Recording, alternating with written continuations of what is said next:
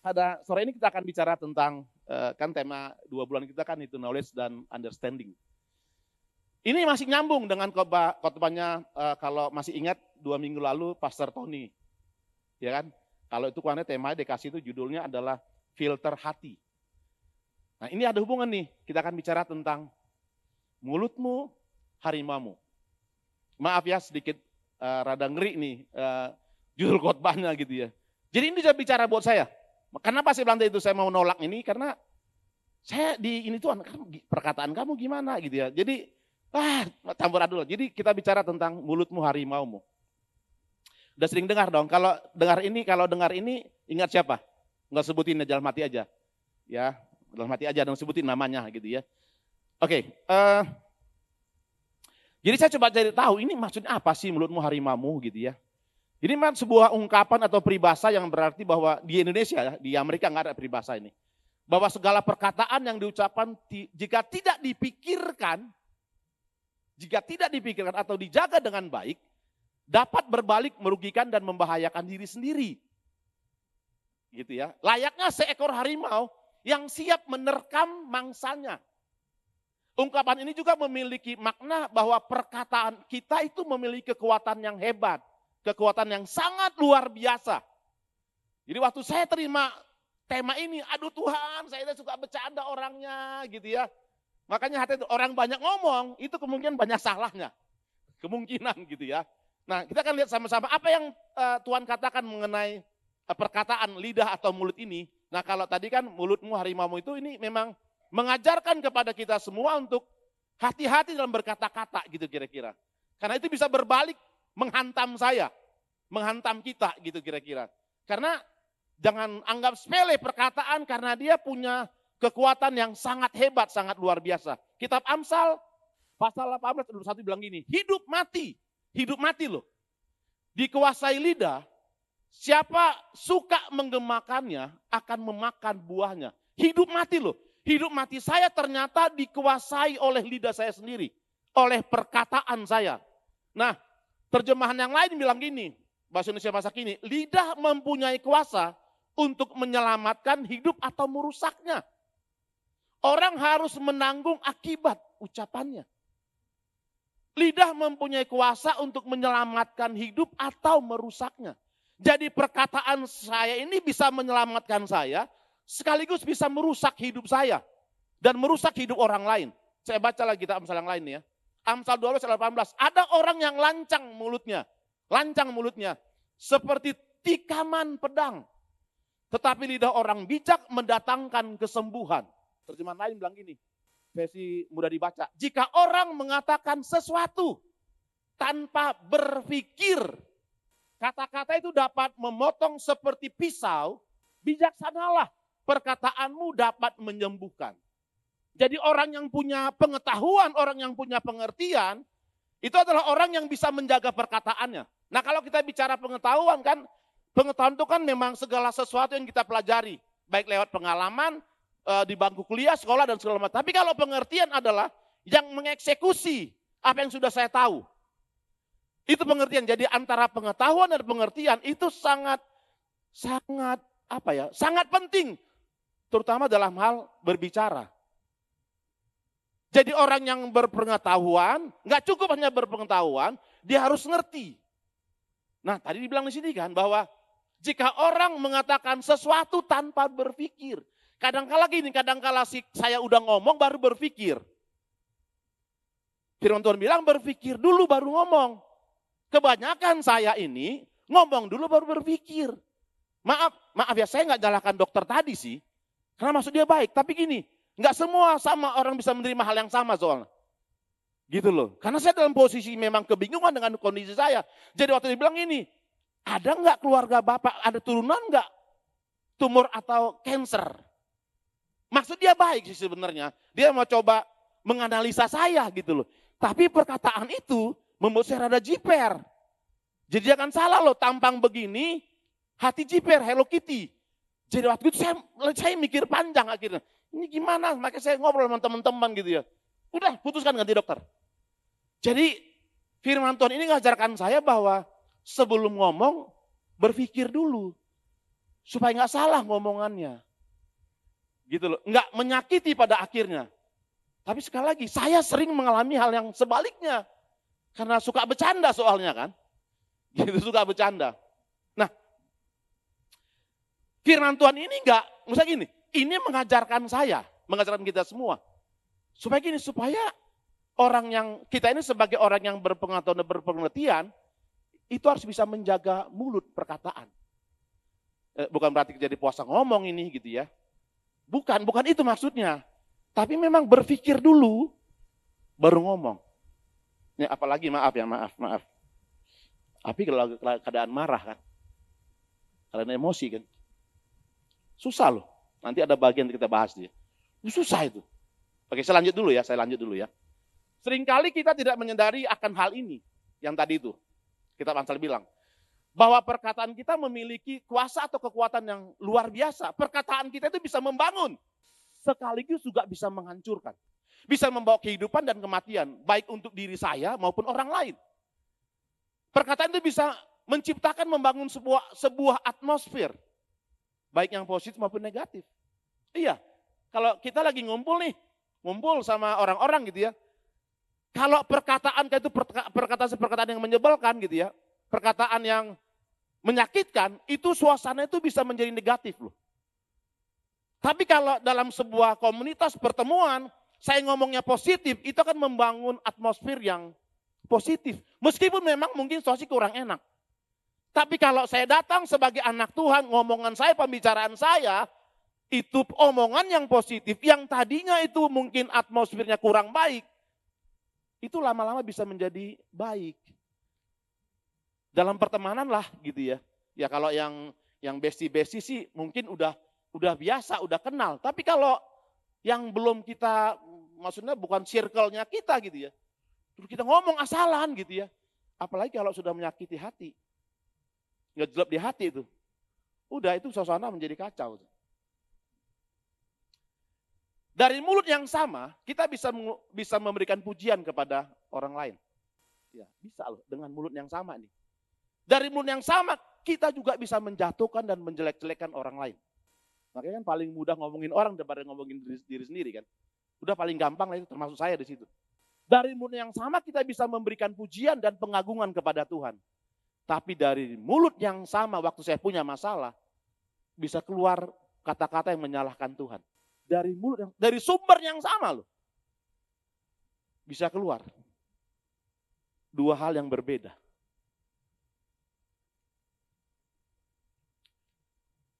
Nah, butuh untuk saya ketahui bahwa perkataan yang keluar dari mulut merupakan cerminan hati. Ya, khotbah filter hati kan. Karena gini loh, nggak tahu kalau saya salah, maafkan saya. Biasanya memang apa yang keluar dari mulut ini itu berasal dari hati sudah, dari dalam. Paling gampang aja gini, kalau saya misalnya, saya nggak suka sama, maafkan saya, Pastor Thomas Erwin, gitu ya. Kalau saya nggak suka sama dia, hati saya benci sama dia, itu besar kemungkinan kata-kata yang keluar sini itu kata-kata yang nggak bagus. Besar kemungkinan loh. Kalau pikiran saya berpikir negatif tentang Pastor Thomas Erwin, itu kemungkinan besar yang keluar dari mulut saya ini, itu yang negatif. Iya, kalau saudara nggak suka sama seseorang, ya, tapi ketemu juga yang sama pengalaman nggak suka juga sama orang itu enak tuh, asik tuh. Nambah tuh yang Pastor Tony bilang kan, dari A jadi bisa Z tuh. Kenapa? Memang di sini nggak suka. Paling gampang lah. Ya. Pak Ferdi. Ya karena teman saya tetangga kan ya. Gitu. Saya nggak suka nih, maaf ya Pak Ferdi ya. Kita kan hopeng ya. Orang Batak bisa bilang hopeng loh. Saya sama dia mah udah kayak apa aja. Tapi nggak pernah seranjang. Ya, jadi saya nggak tahu dia nih. Ini jangan-jangan, maaf ya. Jangan-jangan nih, ini nih. Jangan-jangan penjahat nih gitu segala macam. Gitu. Hanya karena saya nggak suka sama dia, saya ngomong sama Pastor Anin hal-hal yang negatif tentang Pak Ferdi. Kenapa? Hati saya nggak suka. Pikiran saya ada jorok di sini, udah negatif. Sehingga apa? Yang keluar. Makanya saya perlu menjaga hati saya sedemikian rupa. Dengan segala kewaspadaan. Kenapa? Terpancar kehidupan. Jadi hati, mulut saya ini, perkataan saya itu cerminan hati saya sebenarnya. Gambaran bagaimana kondisi hati saya. Udahlah kalau saya udah paling gampang sama kau Andi, kok saya tertua nih. Udahlah kami mah hopeng, baiklah. Nggak pernah disakiti lah gitu. Pasti saya ngomong baik-baik udah pastilah. Tapi kalau hati saya nggak suka, yang keluar itu adalah kata-kata yang nggak suka. Gitu. Makanya saya bilang itu hubungannya cukup kuat nih antara hati dan perkataan. Jadi kita bisa tahu, bukan maksud untuk menghakimi, kita bisa tahu tentang seseorang, tentang keadaan hatinya dari perkataan. Simpel aja. Jadi kalau dia omongan yang negatif segala macam tuh, kemungkinan besarnya hatinya seperti itu. Maaf, kalau kita dalam berteman nih ya, maaf jangan anak muda, anak sekolah, anak kuliah, kalau kamu berteman, circle kamu, ngomongnya jorok melulu ya, sampah apa gitu ya, bangkai, apalah gitu ya. Kemungkinan dalam pikiran sampah dan bangkai. Kemungkinan loh, dalam pikiran hatinya. Nah, sekali lagi, cerminan. Perkataan itu cerminan tentang hati saya. Makanya sekali lagi, saya mah udah digampar duluan nih soalnya dengan firman Tuhan ini. Gitu. Supaya gini loh, berpikir dulu, baru ngomong. Apalagi dalam kondisi hati gak benar nih. Tenangkan diri dulu. Tarik nafas dulu dalam-dalam. Saya banyak belajar di GC Bethlehem, dari pengajaran firman Tuhan di GC. Tapi gini, masih terus berjuang nih. Kalau udah nggak nahan nih ya, suka tuh keluar kata yang, kadang-kala yang nggak harusnya keluar gitu sih. Jadi firman Tuhan mengajarkan saya bahwa hati-hati kamunya gitu loh, bahwa perkataan kamu cerminan atau gambaran tentang keadaan hatimu. Kita coba buka Yakobus pasal yang ketiga. Nanti dibantu saya ya. Yakobus pasal 3 ayat 1-12. Itu perikopnya bilang gini, dosa karena lidah. Ya, pertama, saudara-saudaraku, janganlah banyak orang di antara kamu mau menjadi guru. Bukan berarti langsung ganti profesi ya, guru-guru ya. Ini jangan disalah ngartikan nih gitu ya. Sebab kita tahu bahwa sebagai guru kita akan dihakimi menurut ukuran yang lebih berat. Ayat kedua, sebab kita semua bersalah dalam banyak hal. Barang siapa tidak bersalah dalam perkataannya, ia adalah orang sempurna. Sekali lagi ya, barang siapa tidak bersalah dalam perkataannya, ia adalah orang sempurna yang dapat juga mengendalikan seluruh tubuhnya. Lanjut ya. Kita mengenakan kekang pada mulut kuda sehingga ia menuruti kehendak kita. Dengan jalan demikian kita dapat juga mengendalikan seluruh tubuhnya. Dan lihat saja kapal-kapal walaupun amat besar dan digerakkan oleh angin keras, namun dapat dikendalikan oleh kemudi yang amat kecil menurut kehendak jurumudi. Yang pernah naik kapal laut atau naik pesawat terbang lah. Kemudinya apa segede gambreng kan enggak kan? Kecil gitu kira-kira. Tapi bisa mengendalikan pesawat yang gede, kapal laut yang gede. Gitu kira-kira. Demikian juga lidah, walaupun suatu anggota kecil dari tubuh, waduh, kecil. Namun dapat memegahkan perkara-perkara yang besar. Lihatlah betapapun kecilnya api, ini kan bicara lidah soalnya. Ia dapat membakar hutan yang besar. Jadi walaupun ini kecil mulut ini ya, kalau undang gosip bisa membakar tuh ternyata. Gitu, bisa membakar hutan loh. Api yang kecil ini kan sekali lagi konteksnya kan bicara lidah, perkataan.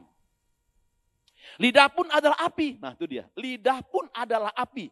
Ia merupakan suatu dunia kejahatan dan mengambil tempat di antara anggota-anggota tubuh kita sebagai sesuatu yang dapat menodai seluruh tubuh dan menyalakan roda kehidupan kita. Sedang ia sendiri dinyalakan oleh api neraka. Semua jenis binatang liar, burung-burung, serta binatang-binatang menjalar dan binatang laut dapat dijinakkan dan telah dijinakkan oleh sifat manusia. Bisa dijinakkan. Tetapi tidak seorang pun yang berkuasa menjinakkan lidah. Binatang buas bisa dijinakkan. Kebetulan teman saya hari ini, dia pakarnya pitbull. Iya bro ya. Ya, jangan malu-malu bro. Siapa tahu ada yang punya pitbull body yang nanti dilatih, kan dapat cuan kita. Iya loh, saya salut sama dia. Artinya gini, anjing yang tergolong garang, galak, bisa dijinakkan. Harimau ternyata bisa dijinakkan loh. Siapa itu YouTuber yang, ya udahlah nanti promosi ya. Ya itulah dia, yang saudaranya si, tuh udah di Bandung sana gitu ya.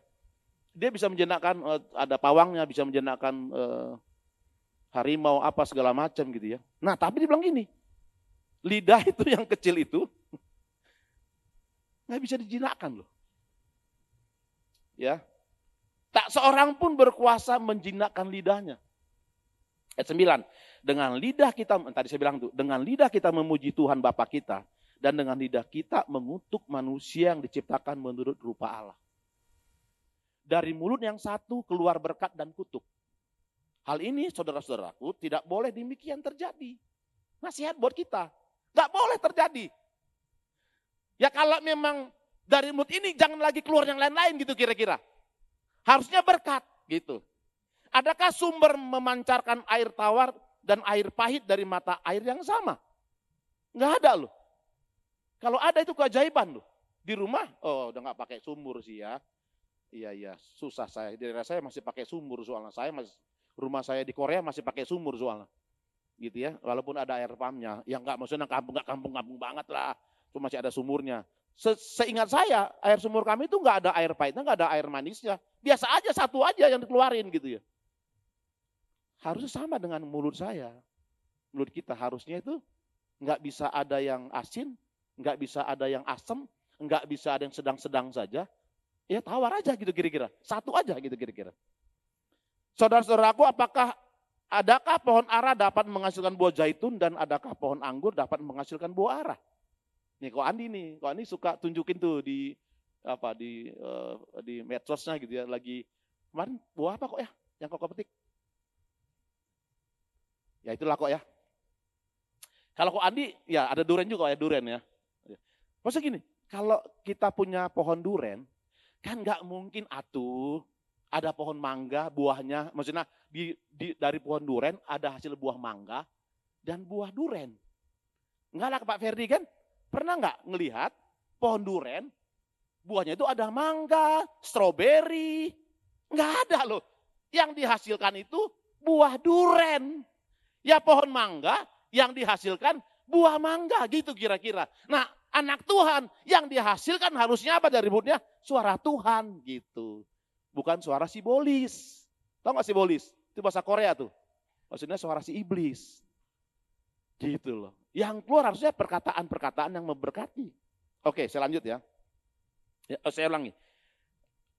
Jadi pokok anggur itu menghasilkan buah anggur. Pohon ara ya menghasilkan buah ara. Demikian juga mata air asin tidak dapat mengeluarkan air tawar. Ya air asin yang menghasilkan air tawar. Gitu loh. Tadi saya bilang, pohon duren, ya hasilnya buah duren. Nggak mungkin buah yang lain. Kalau buah yang lain dihasilkan dari satu pohon ada berapa buah, itu namanya toko buah. Bukan pohon duren, toko buah. Gitu kira-kira. Jadi ini yang menjadi awasan buat kita semua, termasuk saya. Gitu. Jadi hati-hati dengan perkataan. Karena perkataan bisa membangun hidup orang.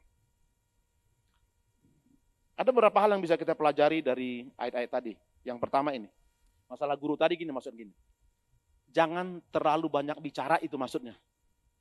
Gitu ya. Jangan jadi nanti guru nih, saya ini dong resign jadi guru. Jadi apa dong? Dokter. Sekolah lagi atuh. Maksudnya jangan terlalu banyak bicara.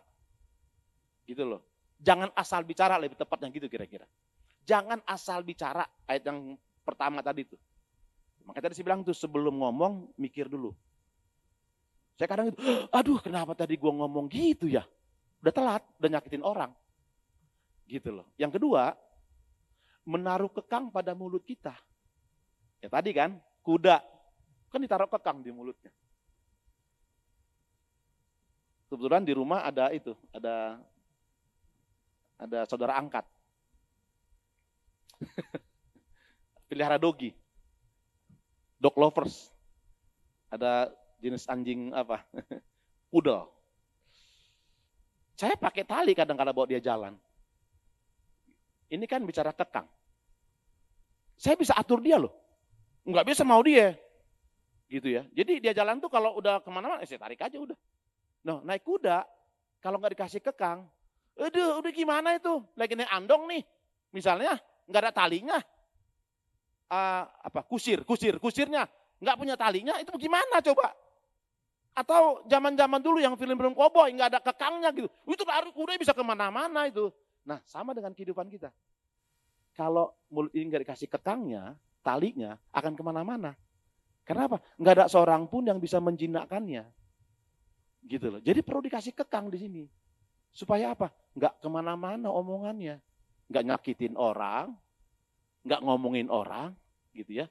Yang ketiga, perkataan kita punya pengaruh yang cukup gede, cukup besar. Saudara, kalau pemimpin saudara asal ngomong, misalnya gitu ya, ngomong apapun di dalam pemimpin, kita kan suka denger kan gitu, dengerin. Karena kan ya itu makanya seorang pemimpin itu omongannya itu nggak asalan. Kenapa? Punya pengaruh. Punya pengaruh loh. Waktu aduh susah saya ini. Ya saya lah, udahlah. Gitu, dalam keluarga atau di Live Bogor Selatan lah gitu ya. Live Bogor Selatan kan akan dengerin apa yang saya sampaikan. Kalau nggak bener, itu Bogor Selatan, wah bisa kacau tuh. Tapi saya pasti akan langsung tegur sama Ko Andi sih. Gitu. Pastor pasti salah tuh gitu ya. Tapi ingat, ya itu tadi perkataan punya pengaruh yang cukup besar dalam dunia ini. Yang keempat, nah ini dia, lidah atau perkataan bisa membakar atau merusak. Saya nggak, udah jelas tuh ya. Nah ini dia nih, kehidupan saya itu harusnya menghasilkan buah yang tetap, yang Tuhan mau. Bukannya mau saya, tapi maunya Tuhan. Jangan terlalu banyak bicara, maksudnya hati-hati. Hati-hati. Apalagi kalau saudara itu baru kenal sama seseorang. Jangan asal ngomong gitu ya. Jangan sama circle-nya. Kalau circle kan udah tahu, udah ngerti. Tapi kalau orangnya belum kenal sama sekali. Gitu. Ngomong judes, waduh ampun dah itu mah. Waduh, orang bilang, nyesal gue datang ke GC Bethlehem. Maaf ya, asyirnya, pahit omongannya, tajam, pedes gitu ya. Makanya Asyir kalau omongannya pedes, lapor sama Ko Anin. Gitu. Iya kan? Maksudnya Asyir itu mah, tapi kalian enggak loh. Teman-teman saya yang berkaus putih, kalian luar biasa. Bajumu putih sesuai dengan bajumu, hatimu seperti itu. Tapi kan ingat loh, kalau ya dalam gereja kalau ada orang baru gitu ya, terus ngomongnya, ada apa? Gitu. Saya dong, itu gimana itu coba? Bukan sebagian saya. Nah, terus gimana dong? Misalnya orang datang ke gereja ini mau tanya sama saya nih misalnya. Bukan sebagian saya tuh. Udah gimana? Itu orang gak ke gereja lagi kayaknya mah. Mending gua ke gereja, bawang gua cana. Apalagi saya leader soalnya. Pemimpin gitu loh. Asal ngomong pengaruhnya besar. Pengaruhnya besar.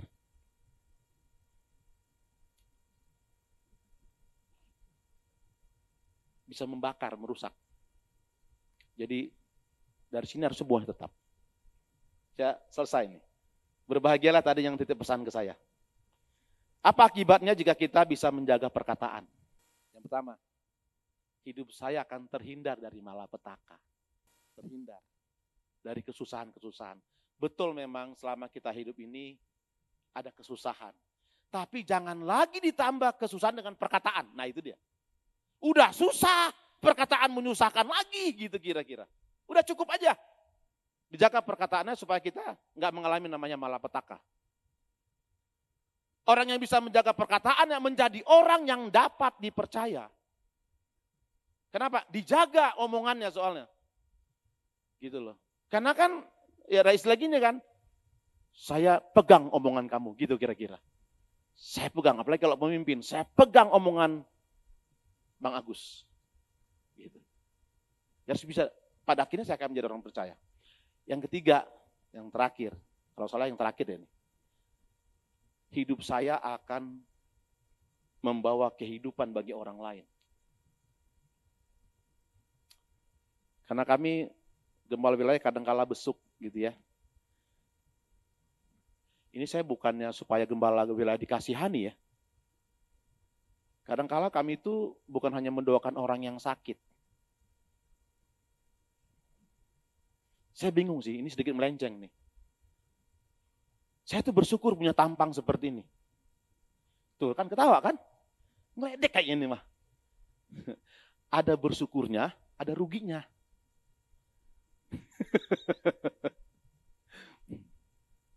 Bersyukurnya orang nih kalau ketemu saya tuh apalagi maksudnya gini loh, ngelihat tampang kali gini ya, maksudnya hitam gitu. Suka rada jiper duluan. Padahal nggak tahu hati saya Hello Kitty. Gitu ya. Tapi ruginya gini. Ini kalau ketemu sama orang ini DC apa-apa gitu kira-kira. Tadi gini, tadi saya pelayanan syukuran rumah di salah satu kompleks. Ya saya nggak sebutkan, kompleks beda sama kompleks kami. Kalau kompleks kami orang mau gimana pun, sok masuk gitu kira-kira. Ini memang kompleks rada mendingan lah gitu ya. Jadi saya naik motor kan, pakai helm, saya lupa buka kacamata saya. Kebayang dong, orang satpam lihat saya. Pakai kacamata hitam, orangnya hitam. Pakai jaket biru dongker. Saya bilang, saya salah ini nggak buka dulu tadi pas itu teh. Udah di depan dia kan. Saya tahu nih dia bakal curiga sama saya. Bener loh. Saya diinterogasi tuh sama dia lama. Aduh saya bilang teh, nah ini ruginya begini. Mungkin dikira saya DC. Maaf. Dikira saya DC kali ya gitu. Siang Pak, siang saya gituin kan. Siang gitu. Mau kemana Pak? Gitu. Dia mulai itu, maksud gini. Saya tahu respon itu berbeda. Cara nanyanya itu curiga ke saya soalnya. Itu masih mending saya tadi ngomong gini. Ya Pak, ada urusan apa? Gitu. Loh, ini gini amat ya gitu ya. Aduh, kenapa nggak bawa kacamata? Tadi saya buka kacamata duluan harusnya gitu ya. Saya mau ke rumah ini Pak. Blok ini, nomor ini. Ada urusan apa? Aduh, matang saya bilang teh. Nah, saya lupa nama jemaat ini. Kan kacau kan?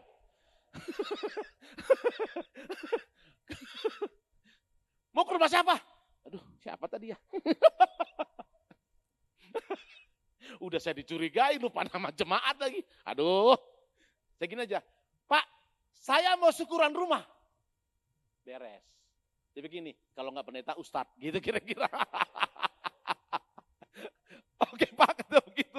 Yang paling ngeri kan kalau minta KTP segala macam kan. Orang kan pasti gini loh lihat saya itu. Ini benar nggak pendeta? Gitu kira-kira. Karena satu hari juga pernah, saya udah cerita, udah cukup lama sih. Punya anak Kiel, masih kecil. Nah ini tersambung dengan ini tadi. Makan bakso tempat nggak biasa gitu ya.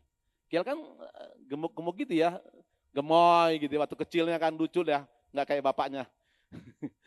Saya makan bakso. Saya ada dari awal gini, ini kayak tukang bakso curiga sama saya. Benar loh, benar. Dilontarkan sebuah pertanyaan yang di dalam pikiran saya. Pas duduk, dia kasih baksonya nanya, Pak ini siapa? Saya udah tahu kamu bakalan nanya ini. Pak siapa Pak? Kata begitu. Lah iya kan, saya kan hidung. Dia kan darah bodas kan. Terurus kulitnya, nah bapaknya kan enggak. Saya bilang, gue tahu pertanyaan lu arah mana, udah tahu maksudnya. Saya gini aja, saya supirnya, oh iya udah percaya dia udah. Karena gini, kalau saya bilang bapaknya, dia nanya lagi tuh, serius Pak? Kan makin sakit di hati Pak itu ya. Itu kan makin gak enak dong, kalau iya gak bakal nanya. Tanya lu rumahnya di mana? Kan udah saya bilang, saya supirnya, drivernya, aman sudah. Aman. Oke, nyambung. Sekali lagi hati-hati dengan perkataan kita. Kemana terjadi aja ngaco sudah. Oke ya. Saya tutup dengan quotes ini dari Mother Teresa. Kata-kata yang baik dan lembut mungkin singkat dan mudah diucapkan, tetapi gaungnya benar-benar tak terbatas. Kata-kata yang baik dan lembut mungkin singkat dan mudah diucapkan, tetapi gaungnya benar-benar tak terbatas. Makanya hati-hati. Satu kata, itu gaungnya bisa kemana-mana. Ya, kalau positif gaungnya kan positif. Kalau negatif gaungnya, gemaknya negatif. Billy Sunday bilang gini, satu kata yang diucapkan untuk Tuhan, ini keren loh. Seringkali membuat perbedaan antara surga dan neraka bagi seorang yang mendengarnya.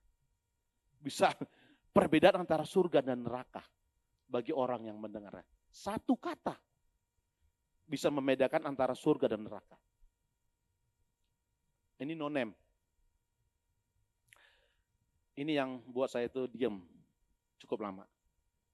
Kata-kata yang keluar hari ini, perkataan saya yang keluar hari ini, itu akan menjadi benih yang akan saya tuai di kemudian hari. Saya ulangi. Kata-kata yang saya ucapkan, yang saya keluarkan hari ini dari mulut saya, itu bisa menjadi benih yang akan saya tuai, nggak tahu kapan. Tapi yang pasti di masa mendatang. Hari ini, artinya gini, perkataan saya hari ini, itu akan bisa membawa pengaruh ke masa depan. Iya. Waktu saya dikatakan tadi dibilang tuh harus rawat inap. Tidak gitu. Tidak, dalam nama Tuhan Yesus. Coba gini, ya deh dok, mau deh. Beda kan? Mungkin saya masih di Melania nih. Pakai infus segala macam gitu ya. Ya malulah badan begini diinfus. Dalam nama Tuhan Yesus. Sembuh. Itu nggak ada, yang dibilang barang itu nggak ada gitu kira-kira. Jadi hati-hati dengan perkataan kita.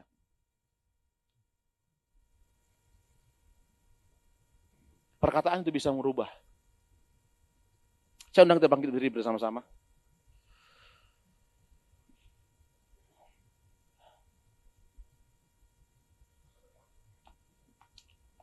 Sebelum saya mengakhiri firman Tuhan ini, saya mengajak kita semua untuk bacakan ayat ini.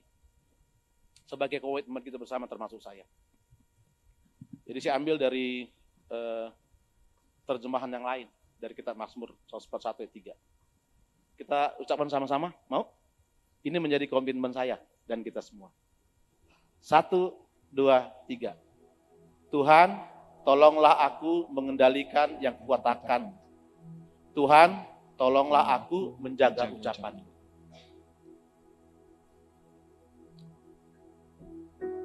Meskipun sulit menjaga mulut ini, tapi dengan pertolongan Tuhan,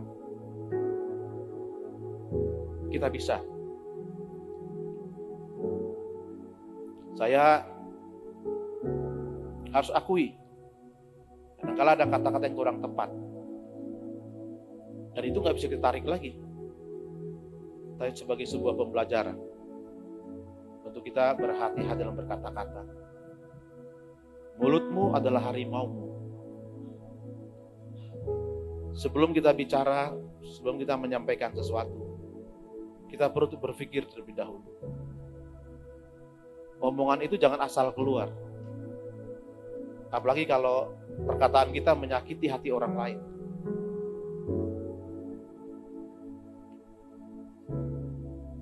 Omongan kita bisa merusak, bisa membakar, bisa membawa kematian.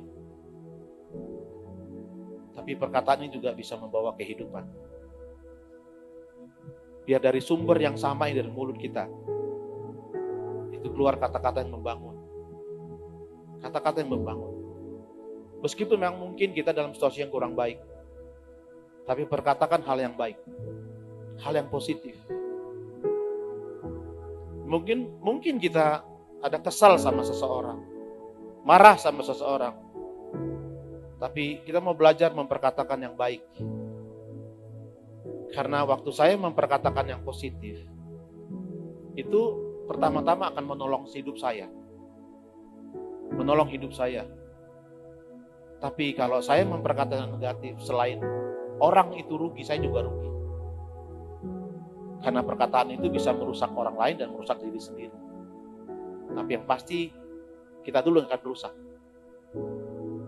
Kalau pikiran kita mulai nggak benar, sama-sama belajar mengendalikan. Sama seperti kemudi sebuah kapal, nggak besar, tapi dia bisa dikendalikan oleh juru mudinya. Tentunya Tuhan akan menolong kita semua, tapi tugas kita adalah mengendalikan. Orang yang berhikmat, orang yang berpengetahuan dan berpengertian adalah orang yang bisa menjaga perkataannya. Terima kasih Bapak yang baik. Terima kasih Tuhan, terima kasih. Mari sama-sama dengan saya, kita mengambil sebuah komitmen pada malam hari ini. Bagi Bapak Ibu teman-teman yang mau mengambil sebuah komitmen pada malam hari ini, berkata sama Tuhan, tolong. Ngomong sama Tuhan, bicara sama Tuhan. Tuhan, aku mau belajar mengendalikan mulutku. Aku mau mulutku ini mengeluarkan hal-hal yang positif. Aku mau menjaga perkataanku Tuhan, sehingga perkataanku adalah perkataan yang membangun kehidupan orang lain. Kalau engkau mau mengambil komitmen pada malam ini, cukup taruhkan tangan kananmu di dadamu. Kita sama-sama mengambil komitmen pada malam ini, termasuk saya. Saya katakan tadi bahwa saya ini orang yang suka ngomong, suka bercanda. Tapi kadang kala saya nggak tahu, terlontar aja perkataan yang mungkin menyakiti orang lain. Waktu kita ada di kampus, waktu kita ada di pekerjaan, dimanapun kita berada, biar kita ini menjadi saluran yang positif bagi orang lain. Bapak, kami naruhkan tangan kami di dada kami sebagai satu komitmen buat kami semua. Kami mau sama-sama belajar untuk menjaga perkataan kami Tuhan. Terutama dalam keluarga kami Tuhan. Tuhan ampuni kami sebagai suami, sebagai istri, sebagai anak. Kadangkala kami mengeluarkan kata-kata yang tidak memberkati. Bahkan mungkin cenderung membawa kutuk. Tuhan ampuni kami Tuhan. Ampuni kami, kami mau belajar. Roh Kudus tolong kami, pimpin kami, tuntun kami. Tuhan kami mau belajar terus seperti Raja Daud mengatakan bahwa berjaga-jagalah Tuhan dalam mulut kami. Terima kasih Bapak yang baik. Sekali lagi Roh Kudus tolong kami, bantu kami. Karena kami gak bisa sendiri. Kami butuh Tuhan, kami butuh Roh Kudus dalam kehidupan kami. Terima kasih Bapak yang baik. Sekali lagi ini hidup kami. Roh Kudus pimpin, tolong kami. Supaya kami menjadi saluran berkat bagi orang lain. Perkataan kami menjadi berkat bagi orang lain. Terima kasih Bapak yang baik. Hamba-Mu berhenti berbicara sampai di sini. Tuhan, Engkau lebih lanjut berbicara kepada kami semua Tuhan. Engkau menolong kami semua. Dalam nama Tuhan Yesus.